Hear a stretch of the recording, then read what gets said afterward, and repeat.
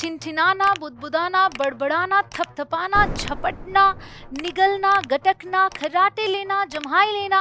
Guys कभी भी आप अगर सोचते हैं कि इन वर्ड्स को मैं इंग्लिश में कैसे बोलूं या इन बातों को मैं इंग्लिश में कैसे बोलूं, तो अब से आपकी मुश्किल हो जाएगी आसान, क्योंकि आज मैं आपको इन सभी वर्ड्स के इंग्लिश मीनिंग्स देने वाली हूँ और साथ ही एग्जाम्पल्स भी देने वाली हूँ। तो गाइस अगर आप इस वीडियो में एंड तक बने रहते हैं तो आप बहुत अच्छी इंग्लिश बोलने लग जाएंगे, क्योंकि आज आप सीखने वाले हैं इसेंशियल एवरीडे वोकैब्युलरी। हर रोज जो बातें आपको इंग्लिश में करनी है आप बिल्कुल नहीं अटकेंगे, इसलिए आपको इस वीडियो में जो चीजें सीखने को मिलने वाली हैं उन्हें आपको प्रैक्टिस में डालना है। Guys my name is Kanchan and you are watching me on English connection. Let's begin. So the first one is grab, G-R-A-B। इसका मतलब है to take something quickly और casually। कोई चीज जल्दी से या फिर casually, बहुत ध्यान से किसी चीज को ना पकड़ना but casually पकड़ना, जिसे हम एक वर्ड में बोल सकते हैं झपटना। Alright, झपटना। A mugger grabbed her handbag. So you can see grabbed her handbag as she was walking across the park. ठीक है, सो मगर यानी कि चोर हो गया, लुटेरा, उसने ग्रैब किया उसके हैंडबैग को, यानी कि जल्दी से पकड़ लिया। अब यहाँ पर पकड़ कर उसने खींचा भी ऑफ कोर्स, तो वो सारी चीजें इसमें इंक्लूड हो जाती हैं। आपको दो दो एग्जांपल्स मिल जाएंगे, यहाँ भी आप देख सकते हो। Can you grab my phone from the table. अब यहाँ पर क्या सिर्फ पकड़ने की बात हो रही है? जी नहीं, इसका मतलब है क्या तुम जल्दी से टेबल पर जो मेरा फोन है उसे मुझे पकड़ा सकते हो। ऑलराइट, सो या उठा सकते हो, इस हिसाब से आप समझकर चलेंगे। तो ग्रैब का मतलब है कोई चीज झटके से पकड़ लेना, जल्दी से पकड़ लेना, जल्दी से ले लेना। Alright, the next one is spill. Spill का क्या मतलब होता है? टू एक्सीडेंटली, यानी कि गलती से, to accidentally let liquid fall out of a container। so किसी कंटेनर से अगर गलती से कोई लिक्विड छलक जाए, गिर जाए, बह जाए, तो हम क्या यूज करेंगे? स्पिल। ठीक है, सो इसे आप कह सकते हो छलकना। ठीक है, छलकना, गिरना, बहना, आप ऐसे कह सकते हो। बट इसमें जो इंपॉर्टेंट बात है वो क्या है? वो ये है कि अगर लिक्विड है तब हम स्पिल यूज करेंगे। ऑलराइट, सॉलिड के लिए नहीं। She spilled juice on her dress. ठीक है, तो उसने या फिर उसके ड्रेस पर जूस गिर गया। ऑलराइट, बी केयरफुल, सावधान, don't spill the water on the laptop. Laptop पर पानी मत गिरा देना। Alright, the next one is toss. Toss का क्या मतलब होता है?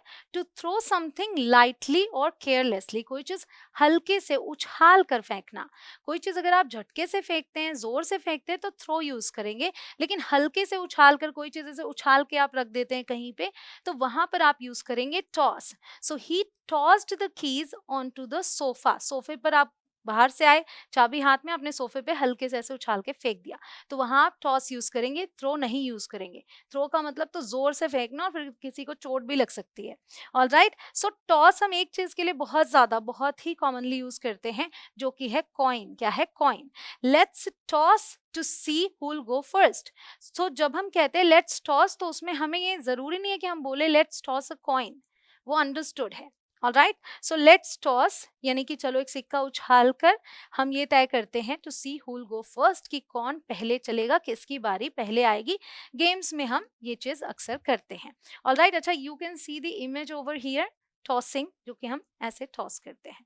Alright, now Yon. यॉन का क्या मतलब है?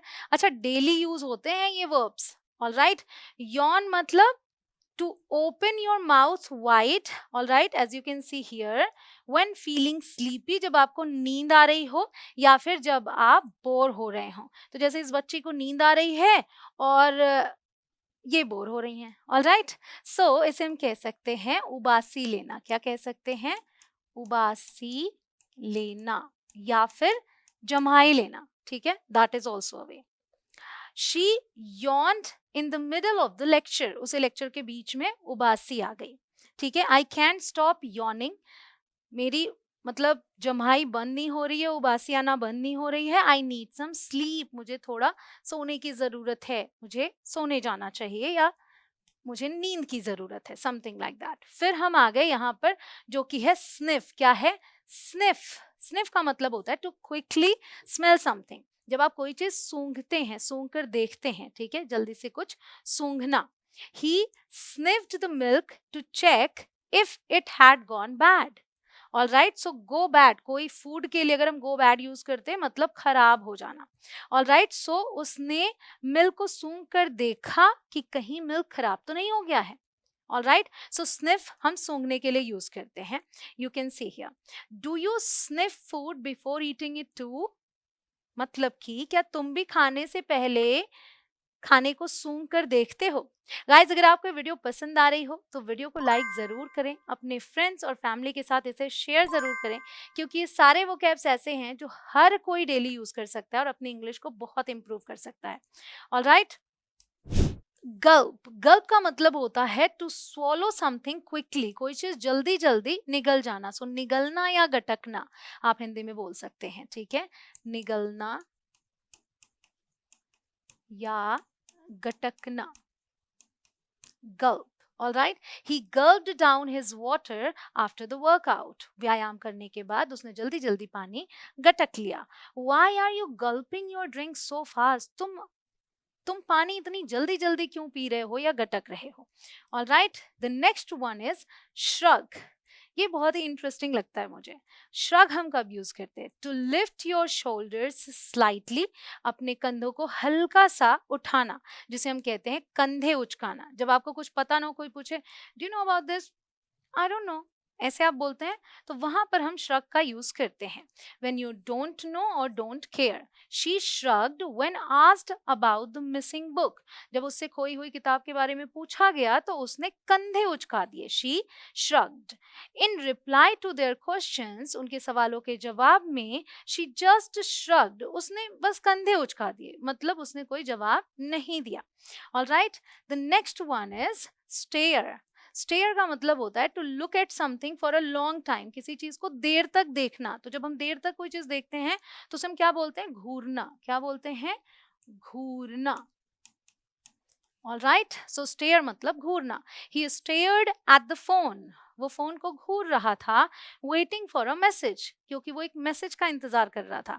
सो मैसेज का इंतजार करते हुए वो फोन को घूर रहा था, देर तक देख रहा था। Why are you staring at me? तुम मुझे घूर क्यों रहे हो? Do I have something on my face? क्या मेरे फेस पर कुछ है, कुछ लगा है? All right, so why are you staring at me? The next one is giggle. Giggle का मतलब होता है to laugh in a light, silly way. Mostly बच्चों के लिए हम गिगल यूज करते हैं, तो ये हंसना ही है। ऑल राइट, हंसना ही बोलेंगे इसको, हंसना, but in a light way. All right, so the kids giggled when they saw the clown. जब बच्चों ने क्लाउन को देखा तो वे हंसे। Why are you giggling? तुम हंस क्यों रहे हो? Tell me the joke. All right, मतलब किसी जोक पर हंस रहे हो तो मुझे भी जोक बताओ। Tell me the joke. The next one is scribble. Scribble इसका मतलब होता है to write or draw quickly and messily. ठीक है, तो कोई चीज जल्दी जल्दी लिखना, तो अच्छे से हैंड राइटिंग आपकी नहीं बनती है, उसके लिए भी हम स्क्रिबल यूज कर सकते हैं। या फिर जो बच्चे करते हैं बिल्कुल गुचमुचाना, आई डोंट नो आपके यहाँ कौन सा टर्म यूज करते हैं, हम तो गुचमुचाना बोलते थे जब छोटे थे। ऑल राइट, सो गुचमुचाओ मत, समथिंग लाइक दैट। अब आप मुझे बताना कि आप लोग क्या बोलते हो इस चीज को। आप किसी छोटे बच्चे को दे दो कोई भी पेपर या कोई नोटबुक, तो वो उसकी यही हालत करता है, तो इसे आप क्या बोलते हो? ऑल राइट, हम इंग्लिश में बोलेंगे scribble. He scribbled a note before running out. All right, so he scribbled a note. उसने जल्दी एक नोट लिखा, बहुत अच्छे से नहीं लिखा, बहुत अच्छी हैंडराइटिंग नहीं थी। The baby has just scribbled all over my new dictionary. मेरी नई डिक्शनरी पर, यानी कि पूरी डिक्शनरी पर बेबी ने गुचमुचा दिया। ठीक है, scribbled. All over something जब हम बोले तो उसका मतलब होता है जो वो एरिया है पूरे जगह, all over. All right, the next one is mumble. Mumble का मतलब है to speak in a way that is unclear, जो स्पष्ट नहीं है, क्लियरली समझ में नहीं आ रहा है, और हार्ड टू अंडरस्टैंड। यस, मतलब जो सुनने में समझ नहीं आ रहा उसे हम बोलेंगे कि वो मम्बल कर रहा है, तो इसे हम बोल सकते हैं बुदबुदाना। ठीक है, क्या बोलेंगे? बुदबुदाना। जब मुंह में ही आधी बात रह जाती है, पता नहीं क्या ऐसा कुछ कुछ बोलते हैं, तो समझ नहीं आता। मेरी तो आपको आवाज आ गई होगी इसकी वजह से, ठीक है। ही mumbled something in his sleep, वो अपनी नींद में कुछ बुदबुदा रहा था या बुदबुदाया, उसने नींद में कुछ बुदबुदाया, ऐसा आप बोलेंगे। स्टॉप मम्बलिंग, बुदबुदाना बंद करो। स्पीक क्लियरली, साफ साफ बोलो भाई, समझ नहीं आ रहा है क्या बोल रहे हो, right. So the next one is snore, जिससे होते हैं सभी परेशान। जिस घर में कोई स्नोर करता है तो उसके साथ जो सोता है उसकी नींद हो जाती है बिल्कुल खराब, वो तो सो ही नहीं पाता, right. To make a loud breathing sound while sleeping, सोते वक्त खर्राटे लेना, ठीक है। तो स्नोर का मतलब होता है खर्राटे लेना। अच्छा, खर्राटे लेने वाले बहुत अच्छी नींद सोते हैं, क्योंकि उन्हें तो ये भी नहीं पता कि वो इतनी लाउड नॉइज कर रहे हैं, राइट। सो उन्हें नहीं पता, वो चैन से सोते हैं, बाकी सबकी नींद का जो भी हो क्या ही पड़ी है। So he snores so loudly that I can't sleep, वो इतनी जोर से खर्राटे लेता है कि मैं सो ही नहीं पाती, ठीक है, मुझे नींद ही नहीं आती। Do I really snore that much, ये कब होगा, ये कब पूछेंगे, इसका मतलब है क्या मैं इतना, यानी कि इतने खर्राटे लेता हूँ। Do I really snore that much, अब ये कब होता है, इस खर्राटे लेने वाले को पता तो है नहीं कि वो खर्राटे लेता है, तो कोई रिकॉर्ड करके अगर उसे दिखा दे तो फिर वो ऐसा ही कुछ पूछेगा। आप मुझे कमेंट सेक्शन में जरूर से बताना कि आपके घर में कौन खर्राटे लेता है।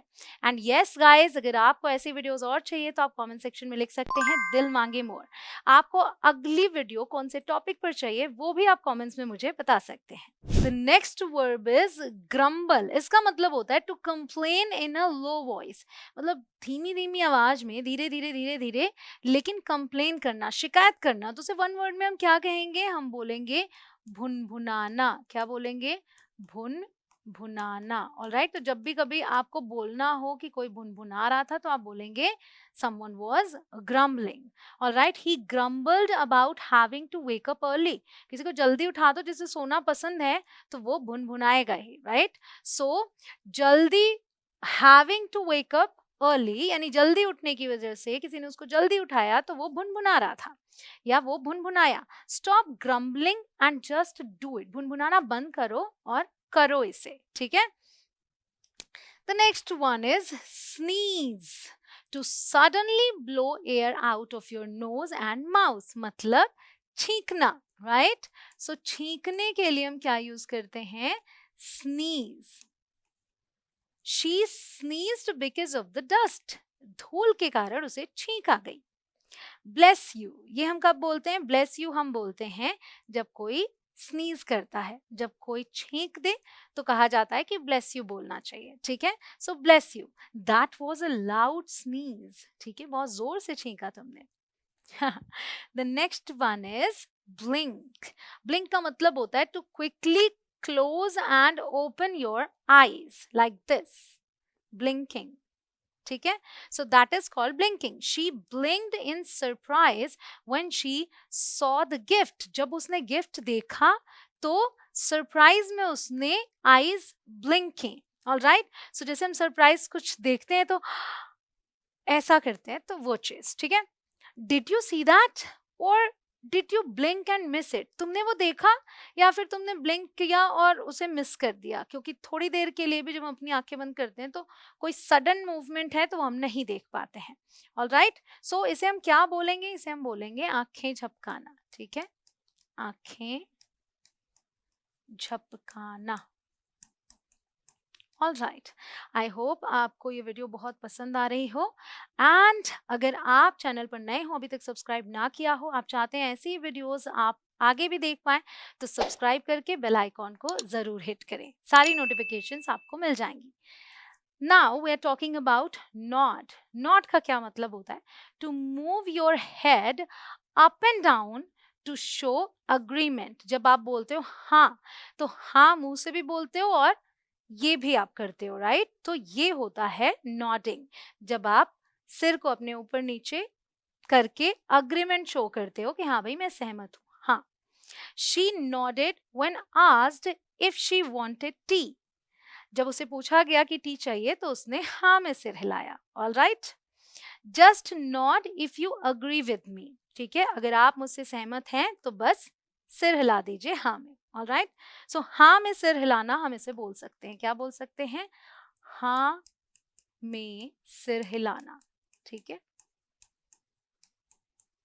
हम इस तरीके से हिंदी में बोलते हैं तो उसके लिए हम यूज करेंगे not. The next verb is frown, मतलब टू मेक अ सीरियस और अनहैप्पी फेस। ऑलराइट, तो चेहरे को बिल्कुल ऐसे गुस्से वाला बना लेना कि आप गुस्से वाला एज इन जैसे आप खुश नहीं हो। Alright, so that is called frowning. He frowned when he saw the broken toy. अब किसी बच्चे को उसका खिलौना टूटा हुआ मिले तो उसका उसका उसकी क्या हालत होती है, ऐसे ही, तो that is called frowning. Okay, why are you frowning, तो फ्राउनिंग को हिंदी में हम क्या कह सकते हैं, ये मैं आप पे छोड़ती हूँ, आप मुझे कमेंट सेक्शन में बताइए, ठीक है। व्हाई आर यू फ्राउनिंग, आप फ्राउन क्यों कर रहे हो, तुम फ्राउन क्यों कर रहे हो, समथिंग रॉन्ग, कुछ गड़बड़ है। Alright, the next one is by the way, okay let me help you, हम बोल सकते हैं भौहें चढ़ाना, समथिंग त्योरी चढ़ाना, ऐसा बोलते हैं इसे। सो भौहें चढ़ाना हम बोल सकते हैं,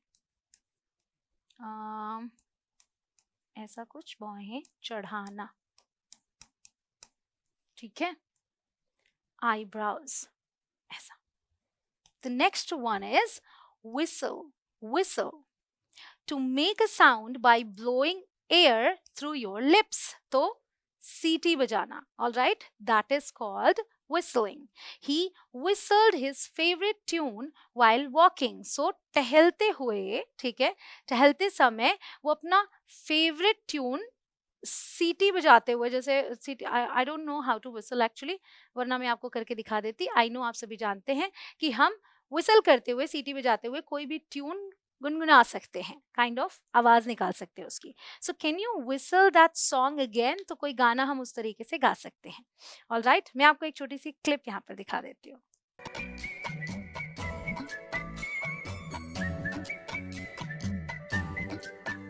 कैसा लगा, can you also do it, please let me know in the comments.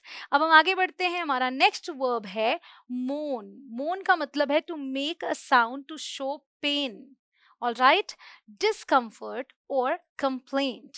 सो हम कराहना भी बोल सकते हैं मोन का मतलब, और ठिनठिनाना भी बोल सकते हैं। सो स्टॉप मोनिंग, यानी ठिनठिनाना बंद करो, कंप्लेन करना बंद करो, ऐसा हम करते हैं। तो यहाँ पे आप, क्योंकि हम पेन की बात कर रहे हैं, तो कराहना समझ सकते हैं, ठीक है, कराहना।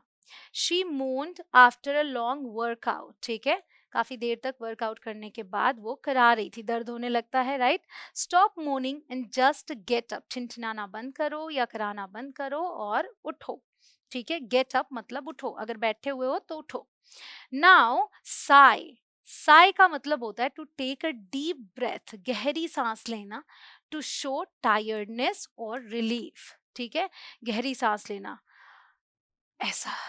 All right, she sighed after finishing all her work, ठीक है, जब सारा काम खत्म हो जाता है तो हम चैन की भी सांस लेते हैं, वहां भी हम साई यूज कर सकते हैं, सारा काम हो गया, इस तरीके से, ठीक है। That was a long Sai, what's wrong, ठीक है, अगर कोई गहरी सांस ले तो बहुत गहरी सांस ले तुमने, या फिर इसको अगर हिंदी में एक वर्ड में बोलेंगे तो बिल्कुल यही हम बोल सकते हैं, इसको गहरी सांस लेना ही बोलेंगे। गहरी सांस लेना वन वर्ड में तो नहीं है,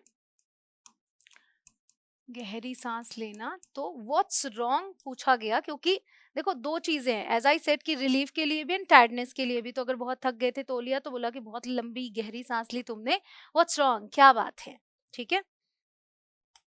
the next one is gasp, क्या बोलेंगे, gasp, to take a quick breath when surprised और शॉक्ड, जब आप सरप्राइज्ड या फिर शॉक्ड होते हैं, आश्चर्यचकित होते हैं, तो एक क्विक ब्रेथ लेते हैं। अभी हम गहरी सांस की बात कर रहे थे, साय, बट अगर क्विक ब्रेथ, एक झटके से सरप्राइज वाला जो आप सांस लेते हैं, वो कहलाता है गैप, जैसे दिस।